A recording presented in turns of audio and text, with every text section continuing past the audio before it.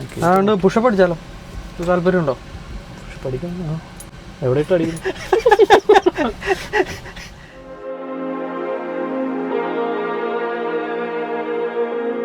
മറ്റേ കളരിയടിക്കുന്ന പുഷപ്പ് എങ്ങനെ അറിയാമോ? നമ്മൾ ഈ ഫ്ലോറുമായിട്ട് നമ്മുടെ ശരീരം ഇത്രേ മുട്ടാവുള്ളൂ, മുട്ടിയല്ല. അടിപൊളി. അപ്പോൾ നമ്മുടെ ലോഡിങ് കഴിഞ്ഞെന്ന് പറഞ്ഞല്ലോ. സാധനം എടുത്തുകൊണ്ട് വിട്ടു പോവാം. നമ്മൾ പ്രതീക്ഷിച്ചതിനേക്കാളും ഇച്ചിരി നേരത്തെ കിട്ടി. Thank you.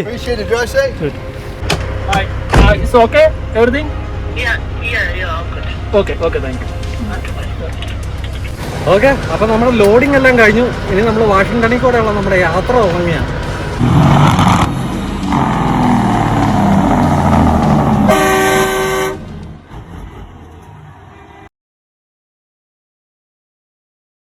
അല്ലല്ല, അത് ഈ ചെറിയ റോഡാ.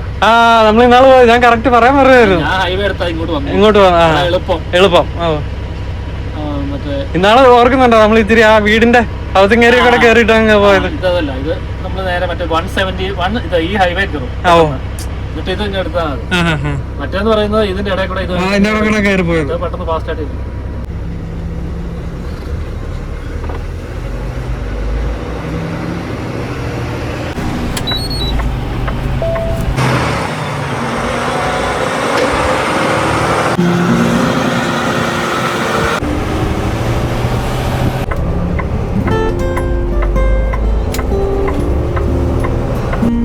ഇതിപ്പോ നേരെ പെട്ടെന്ന് അങ്ങ് ഹൈവേയിലേക്ക് കയറി. ആ ത്രില്ലങ്ങ് പോയി.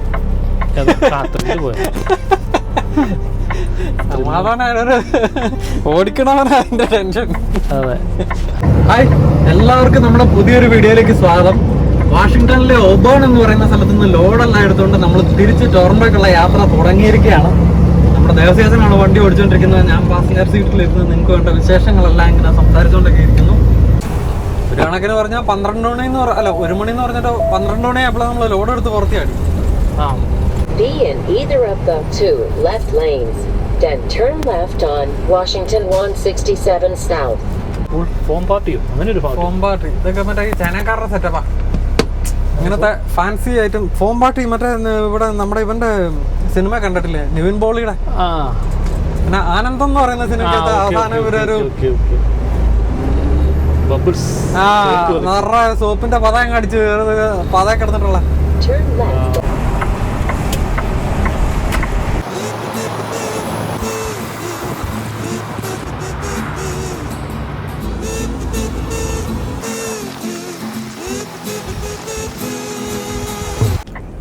എന്നാ സാറേ ബ്ലോക്കാണോ? കൺസ്ട്രക്ഷൻ പോലെയാണോ സംശയം? കൺസ്ട്രക്ഷൻ ആയാൽ മതിയായിരുന്നു. അങ്ങനെയാണ് ഒരു ലൈനിലും ഓപ്പൺ ആയിരിക്കും. 8 കിലോമീറ്ററോടെ ഉള്ളൂ മറ്റേ 90 കയറാൻ. കഴിഞ്ഞ പ്രാവശ്യം ഇവിടെ വന്നപ്പോ ഇതുപോലെ 2 വള്ളി ഉണ്ടായിരുന്നല്ലോ. അതിവിടെ അതെന്തോ ഇവിടെ ആക്സിഡന്റ് നടന്നിട്ട് നമ്മൾ വേറെ അതിലെ താഴെ ഫുള്ള് റോഡ് ക്ലോസ് ചെയ്ത് ഡിറ്റൂർ കറണ്ട് കമ്പി മുട്ടുന്ന സ്ഥലത്തൂടെ ഒക്കെ പോയത്. അതെ. ഇതെനിക്ക് തോന്നുന്നു ഇതെന്താ പണിയുടെ തോന്നുന്നു, കൺസ്ട്രക്ഷന്റെ കാണിച്ചേ. എങ്ങോട്ടാ ഇപ്പുറത്തെ വരുന്നത്? ഞാനോർത്ത് അവൻ കണ്ടില്ല എന്ന് പുറകെ വരുന്ന ട്രക്കുകാരനെ. അപ്പുറത്തെ സൈഡിലുള്ള വെടിയുണ്ടാവുന്നെങ്കിൽ ഒരു നമ്മുടെ ദേവസ്യാച്ചൻ വണ്ടി ഓടിച്ചോണ്ടിരിക്കുക. ഞാനാണ് നമ്മുടെ ഇച്ചിരി ഫുഡ് കഴിക്കുമായിരുന്നു വണ്ടി ഓടിക്കാൻ തുടങ്ങുന്നതിന് മുമ്പേ. നേരമായി ട്രാഫിക് ബ്ലോക്ക്. അല്ല സാറേ, ഇതിനൊരു അവസാനമില്ലേ? എനിക്കൊന്നും നല്ല സിംഗിൾ ലൈൻ ആക്കി എടുക്കാന്നുള്ള സംശയമുണ്ട്. 7 കിലോമീറ്റർ കഴിഞ്ഞാൽ മറ്റേ ഹൈവേ കയറും അല്ലേ? സാറേ, നമ്മളിപ്പോൾ വാഷിങ്ടണിലെ ടൈഗർ സമ്മിറ്റ് എന്ന് പറയുന്ന ഒരു വലിയ മൗണ്ടൻ പാസിൻ്റെ ഏരിയയിലേക്കാണ് പൊയ്ക്കൊണ്ടിരിക്കുന്നത്. ടൈഗർ ഞാൻ ChatGPT-യോട് ചോദിക്കാം. അത് നമുക്ക് നോക്കാം. നിങ്ങൾക്ക് ഈ ഒറിഗൺ ഫ്യൂവൽ പെർമിറ്റിനെ കുറിച്ച് അറിയാവോ? അവിടെ എന്ത് പെർമിറ്റ് എന്താ സംഭവം വേണം? അതിനെക്കുറിച്ച് ഡീറ്റെയിൽ ആയിട്ട് വല്ല അറിയാവോ? ഡീറ്റെയിൽ ആയിട്ട് എനിക്കൊന്ന് അതിൻ്റെ നമ്പർ നമ്മളടിക്കുന്നത് നേരത്തെ ഫ്യൂൽ ഇപ്പം എനിക്കറിയത്തില്ല. നേരത്തെ നമ്മൾ അടിക്കുമ്പോൾ ആ നമ്പറോട് അടിച്ചാൽ നമ്മൾ ഫ്യൂലിൻ്റെ അവിടെ അടിക്കണമായിരുന്നു. അപ്പോൾ ഇവർക്ക് എനിക്ക് തോന്നുന്നു ആ പെർമിറ്റിൻ്റെ ടാക്സിൽ എന്തോ ഇത് വരുന്നത് കിട്ടണമെന്നുണ്ടെങ്കിൽ അതാണ് ഈ എന്തോ ടാക്സ് റിഡക്ഷൻ എന്തോ സംഭവം. അതായത് അവിടെ സ്പെഷ്യൽ പെർമിറ്റ് എടുത്തങ്ങാണ്ടാണല്ലോ ഒറിഗണിൽ അങ്ങനെ പോയത്. അതെ. അപ്പോൾ നേരത്തെ പമ്പുകളിൽ നമ്മൾ ആ നമ്പർ അടിച്ചാലേ പമ്പ് ആക്റ്റീവ് ആവും. അതെ. പണ്ട് ഇത് നമ്മൾ രാത്രി നമുക്കറിയത്തില്ലല്ലോ, നമുക്ക് ഇച്ചിരി വള്ളിക്കേട്ടാ. പക്ഷെ ഇവിടെ ഇന്നലെ ഒന്നെങ്കിൽ ആ നമ്പർ അല്ലാതെ ഇപ്പൊ നമ്മുടെ വണ്ടിയുടെ നമ്പർ പ്ലേറ്റ് അടിച്ചു കൊടുത്ത് എടുക്കാൻ വേണ്ടിട്ട് ഒരു ഓപ്ഷൻ. ഇന്നലെ നമ്മൾ ഫ്യൂൽ അടിച്ച് നമ്പർ പ്ലേറ്റ് അടിച്ചു കൊടുത്തിട്ടാ. ഓക്കെ. പക്ഷെ എനിക്ക് ആ ഇതിന്റെ കാര്യം അങ്ങ് മനസ്സിലാവുന്നില്ല. ഇത് എന്തിനാണ് ഈ സാധനം എന്നുള്ളത്. ഇവര് പറയുന്ന രജിസ്ട്രേഷനും മറ്റു പേപ്പറും എല്ലാം പ്രോപ്പർ ആണെന്ന് ഒറിഗൺ കൺഫേം ചെയ്യുന്ന രീതിയിലുള്ള ഒരു സെറ്റപ്പ് ആണെന്നുള്ള രീതി. ഫ്യൂൽ പമ്പ് അല്ലാതെ വേറെ ഓപ്ഷൻ ഉണ്ട്.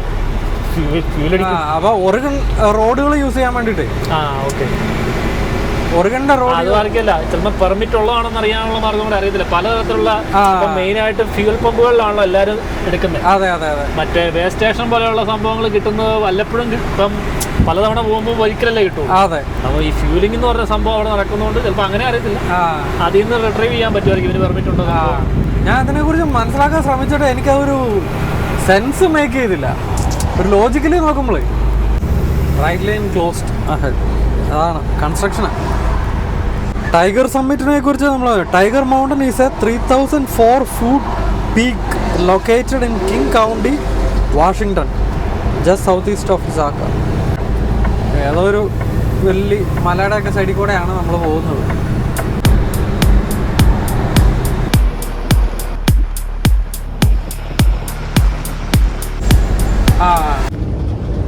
നമ്മുടെ ലോഡിന്റെ വെയിറ്റ് എങ്ങനെയുണ്ട്? ഏറ്റവും ലാസ്റ്റ് ഹോളിലാണ്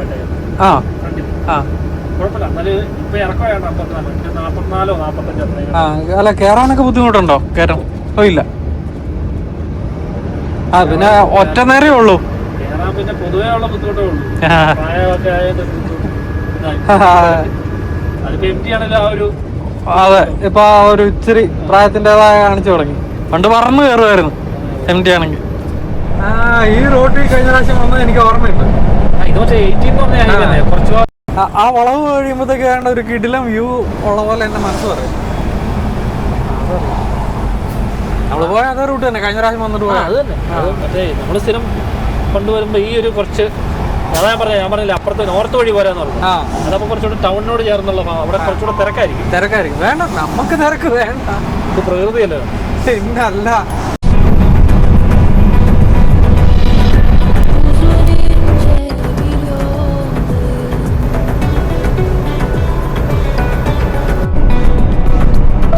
അങ്ങനെ ജംഗ്ഷനിൽ നമ്മൾ 90ലേക്ക് കയറുന്നല്ലേ. പണ്ട് നമ്മൾ ഇതിനു മുമ്പായിരുന്നു മറ്റേ വള കയറിയിട്ട് അങ്ങ് ദൂരെ പോയി 90ലേക്ക് കയറിയത്. 90ലേക്ക് നമുക്ക് കയറാൻ പറ്റുന്നില്ലായിരുന്നു.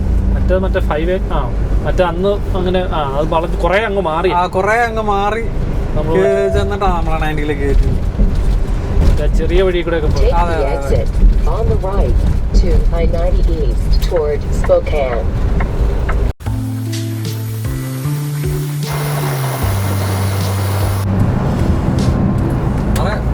വാഷിംഗ്ടണിനെ കുറിച്ചുള്ള എന്തെങ്കിലും ഓർമ്മകൾ വല്ലോ നമ്മളെ പ്രേക്ഷകരുമായിട്ട് ഷെയർ ചെയ്യാൻ പണ്ട് പരീക്ഷയ്ക്ക് എഴുതുന്ന പോലെ എസ് ഒക്കെ ആണെങ്കിൽ നമ്മളതിനെ മൈൻഡിലാക്കി. അല്ല പണ്ട് വാഷിംഗ്ടൺ ആദ്യം വരുമ്പോൾ നമ്മുടെ മനസ്സിൽ വരുന്നത് വാഷിംഗ്ടൺ DC എന്നുള്ളതാണ്.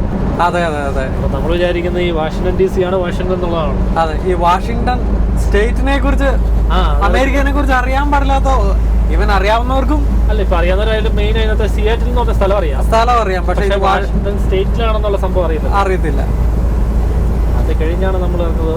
ഈവൻ നമ്മളിവിടെ വരുന്ന ഇവിടെ വന്നിട്ട് പോലും നോക്കിയപ്പോൾ നമ്മൾ ഉദ്ദേശിക്കുന്ന ആദ്യം വാഷിംഗ്ടൺ എന്ന് പറഞ്ഞപ്പോൾ നമ്മൾ ആദ്യം ചിന്തിച്ചു, അതായത് ട്രക്കിൽ കയറിയപ്പോൾ റൂട്ടിട്ടപ്പോൾ നമ്മൾ പറഞ്ഞത് ഇവിടെ അടുത്തുള്ള സ്ഥലത്തോട്ടാണോ കിട്ടുന്നുള്ള രീതിയിലാണ് നമ്മൾ അന്ന് ചിന്തിച്ചത്. വാഷിംഗ്ടൺ DC അന്നിങ്ങനെ റെഗുലർ ആയിട്ടൊന്നും ഇല്ലല്ലോ, വല്ലപ്പോഴും എന്ന് പറഞ്ഞാൽ അതായത് ഫസ്റ്റ് ടൈമേ നമ്മുടെ മൈൻഡിൽ ആദ്യം ഓടി വന്നത്. ഈ വാഷിംഗ്ടൺ DCക്ക് നമുക്ക് അങ്ങനെ അങ്ങോട്ട് കയറാൻ പറ്റിയല്ലേ? എനിക്കൊന്ന് അങ്ങോട്ടങ്ങാണ്ട് ഇതില്ല. സ്പെഷ്യൽ പെർമിറ്റ് ഉള്ളവർക്ക് ഇടയില്. കാരണം നമ്മൾ ഈ ഫ്ലോറിഡ പോയിട്ടോ എങ്ങനെയാണ്ട് തിരിച്ചു വരുമ്പം നമുക്ക് ആ റൂട്ട് ഉണ്ടെങ്കിൽ ഈ വാഷിംഗ്ടൺ DC ബൈപ്പാസ് ചെയ്തിട്ടാ പോരുന്നത്. അത് അവിടെ മറ്റേ ഇവരുടെ ഭരണസ്ഥിരാ കേന്ദ്രത്തിന്റെ ഒരു സംഭവം എന്തെങ്കിലും ഒരു സെക്യൂരിറ്റി ഇതൊക്കെ ഉണ്ടാവാം. അതുകൊണ്ടായിരിക്കും നമ്മളെ ബൈപ്പാസ് ചെയ്യിക്കുന്നത്. പിന്നെ പൊതുവെ എനിക്കൊന്ന് അങ്ങോട്ട് മറ്റേ ന്യൂയോർക്കൊക്കെ ആണെങ്കിലും ചില സമയത്ത് ചില സ്ഥലങ്ങളിലേക്ക് പറ്റത്തില്ല, രാത്രിയിലൊക്കെ അല്ലേ പറ്റുള്ളൂ. അതെ അതെ അതെ അതെ.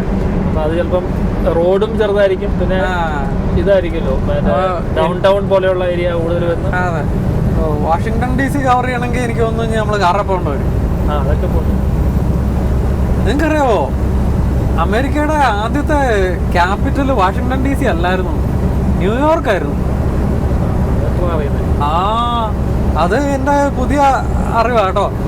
ന്യൂയോർക്ക് ആയിരുന്നു ഇവരുടെ ഭരണസിരാ കേന്ദ്രം. അത് കഴിഞ്ഞാണ് എനിക്ക് തോന്നുന്നു ജോർജ് വാഷിങ്ടൺ ആണെന്ന് തോന്നുന്നു. നമ്മൾ ഈയിടെ നമ്മുടെ ഒരു വീഡിയോയിൽ പറഞ്ഞിട്ടുണ്ട്. പുള്ളി പ്രസിഡന്റായിട്ട് സത്യപ്രതിജ്ഞ ചെയ്തൊക്കെ എവിടെയാണ്? ന്യൂയോർക്കിലാണ്. എന്നിട്ട് പിന്നീട് ഇത് വാഷിങ്ടൺ DC-യിലേക്ക് മൂവ് ചെയ്യുമായിരുന്നു. മാറിയപ്പം പുള്ളിയുടെ പേര് കൂട്ടിയാൽ കിട്ടുകയാണോ നോക്കുന്നത്.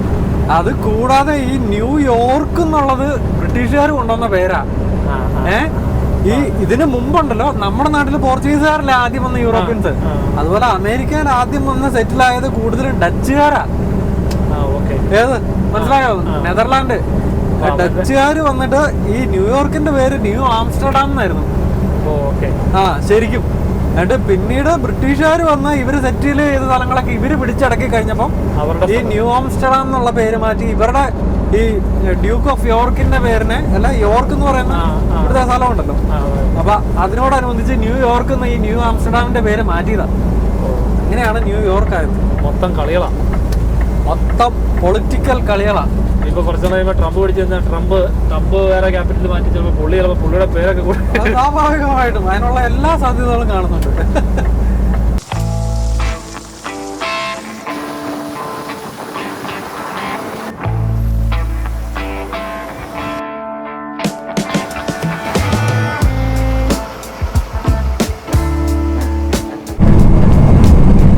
സൗന്ദര്യത്തിന്റെ കാര്യത്തിലേ ഒരു കിടിലൻ സ്റ്റേറ്റാ വാഷിങ്ടൺ. അല്ലേ? വാഷിങ്ടൺ, ഇഡാഹോയിലും ഉണ്ട് കേട്ടോ. നമ്മൾ മറ്റേ ഇത് പോകുമ്പോൾ ടോപ്പിലല്ലേ ഇഡാഹോയിലെ. പക്ഷെ ഐഡാഹോ ഈ ഗ്രീനറിനേക്കാൾ ഉപരി ഇപ്പൊ അതെല്ലാം ഡ്രൈ ആയിട്ടോ. ഇന്നലെ വരുമ്പോഴത്തേക്ക് മറ്റേ ഗോൾഡൻ കളറായിരുന്നു, ഈ പുല്ലിന്റെ കളറായിരുന്നു. ഇവിടെ ഈ എവർഗ്രീൻ ഉള്ളതുകൊണ്ടേ. അല്ല, നമ്മൾ ചിലപ്പോ പോകുന്നത് നമ്മൾ കഴിഞ്ഞ ദിവസം കയറുന്നത് ഇങ്ങനെ ക്രോസ് ചെയ്ത് താഴെ നിന്നല്ലേ കയറുന്നേ. ഇഡാഹോന്റെ ഒരു ടോപ്പ് ഒരു പീസ് പോർഷൻ ഉണ്ടല്ലോ നമ്മളിപ്പോ. അതെ അതെ, നമ്മൾ കഴിഞ്ഞ പ്രാവശ്യം പറയാൻ ചെയ്തു വന്നത് ആ ബോയ്സ് റൂട്ടില് താഴെ നിന്നാ വന്നേ. ഇപ്പൊ ഈ പ്രാവശ്യം പോകുമ്പോ നമ്മളിങ്ങനെ ക്രോസ് ആയിട്ടില്ല. അതെ അതെ അതെ. അപ്പൊ ഇപ്രാവശ്യം മിക്കവാറും നമ്മളെ ഡക്കോട്ട വഴിയൊക്കെ നമുക്ക് കിടിലൻ ഡ്രോണൊക്കെ പറപ്പിച്ച് പറക്കുന്നില്ലേ? അല്ലേ? സാറ് രാവിലെ എണീറ്റപ്പോഴും നമ്മളെ നിർത്തി ഡ്രോണൊക്കെ പറപ്പിച്ച നമ്മള് അന്നത്തെ യാത്ര തുടങ്ങിയതൊക്കെ. മൗണ്ട് ബേക്കർ സ്നോക്കൽമി എന്ന് പറയുന്ന ഒരു നാഷണൽ ഫോറസ്റ്റിലേക്ക് കയറിയിരിക്കുകയാണ്. മൗണ്ട് ബേക്കർ സ്നോക്കൽമി എന്ന് പറയാൻ ഈ അർജന്റീനയുടെ പഴയ ഒരു പ്ലെയർ ഉണ്ടായിരുന്നു, റിക്കൽമി. സിമിലർ സ്പെല്ലിംഗ് ആണ്.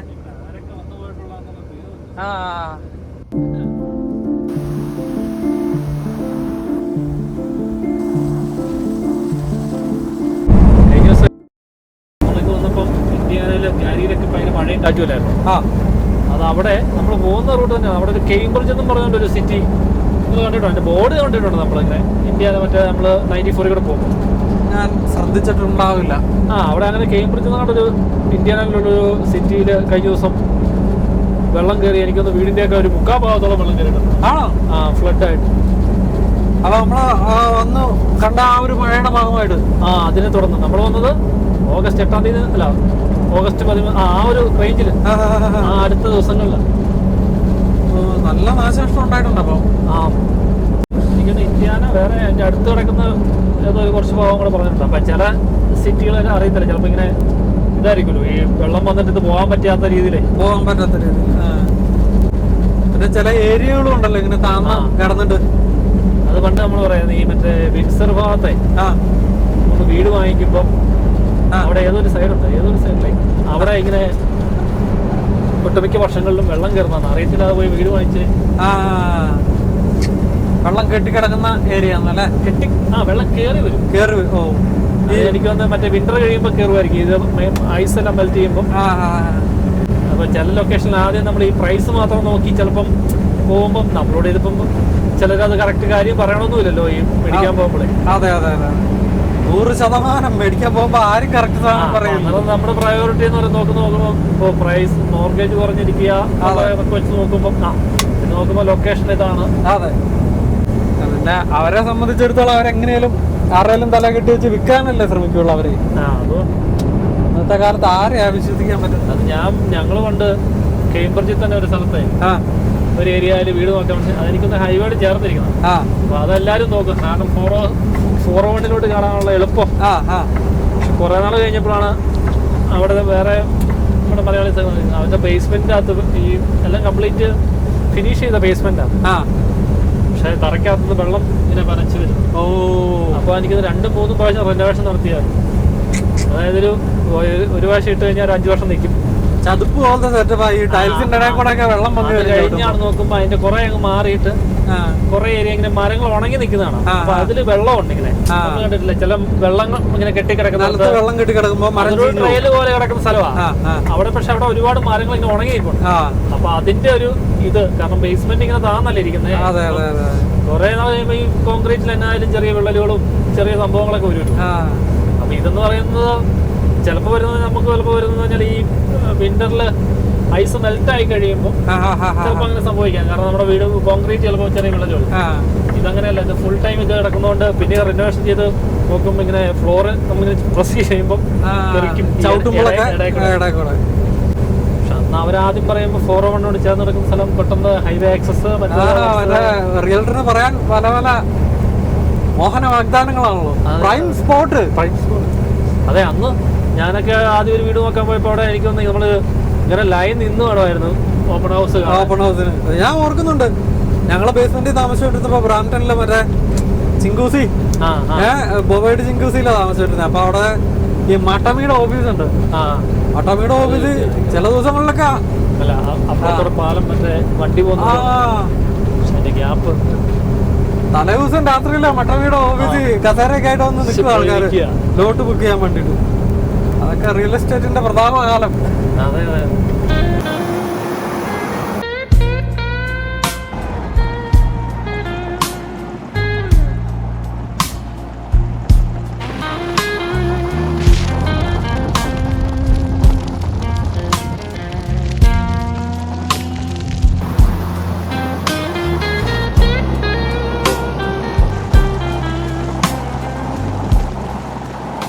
ഇതാ ഞാൻ പറഞ്ഞ ഏരിയ.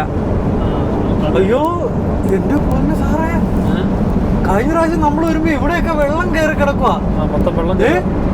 ശരിക്കും വെള്ളം ഉള്ളതേ, വെള്ളം ഇറങ്ങി നമ്മുടെ മറ്റേ ഇവിടുത്തെ ഒറ്റപ്പാല ഏരിയയില് നമ്മുടെ എന്നാ പുഴയാ അവിടുത്തെ ഒരു പുഴ ഉണ്ടല്ലോ ഇങ്ങനെ നിറയെ വറ്റു വരണ്ട് കിടക്കുന്നത്, ഭാരതപ്പുഴ. അതുപോലെ വറ്റു വരണ്ട് പോയി നോക്കിക്കേ. ഈ ഏരിയനെ കുറിച്ച് ഞാൻ പറയുന്നത് കേട്ടോ. ഇവിടെയൊക്കെ നിറയെ വെള്ളം ഉണ്ടായിരുന്നതാ. കാരണം എന്താണെന്ന് വെച്ചാൽ എനിക്കിത് ലിറ്ററലി ഓർമ്മയുണ്ട്. നമ്മുടെ കഴിഞ്ഞ വാഷിംഗ്ടൺ വീഡിയോയിലേ നമ്മൾ അടിപൊളിയായിട്ട് കൊണ്ടുവന്ന ഇതൊക്കെ. വെള്ളം ദൂരെ വറ്റി വരട്ട് പോയങ്ങനെ നോക്കി.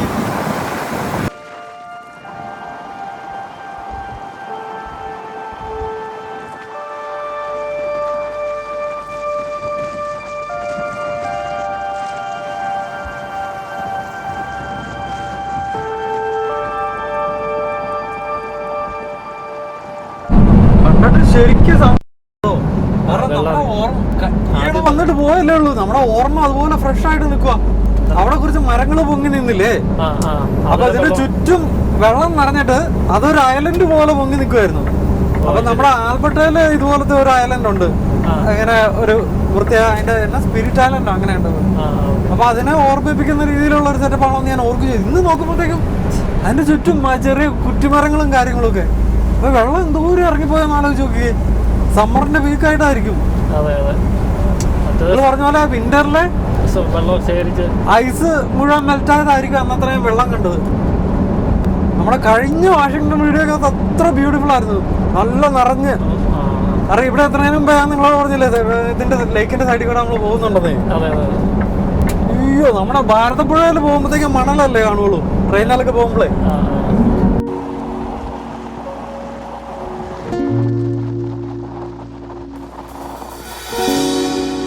ഇവിടെയൊക്കെ ഈ കുറ്റിമരങ്ങള് പോലെ വെട്ടി നിർത്തിയേക്കുന്നിടത്തൊക്കെ നിറയെ വെള്ളമായിരുന്നു കഴിഞ്ഞ പ്രാവശ്യം വരുമ്പോഴത്തേക്കും.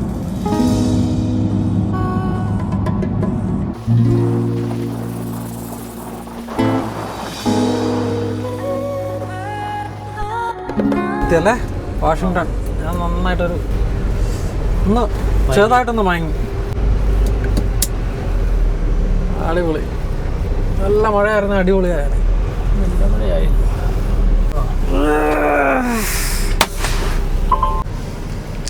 നമ്മളെ ഫ്യൂൽ ലൊക്കേഷൻ വന്നല്ലോ. ആ ഒന്നോ കഴിഞ്ഞ പ്രാവശ്യം തിരിച്ചു പോയ റൂട്ട് തന്നെയാണ് സിയുക്സോള. ആ ഓക്കെ, അപ്പോൾ താഴെ കൂടെ ആണോ? സൗത്ത് ഡക്കോട്ട അല്ലേ? അന്ന് ഒരു ശൂശൊക്കെ വെച്ചിട്ട് വരാം. ഞാൻ നോക്കാം.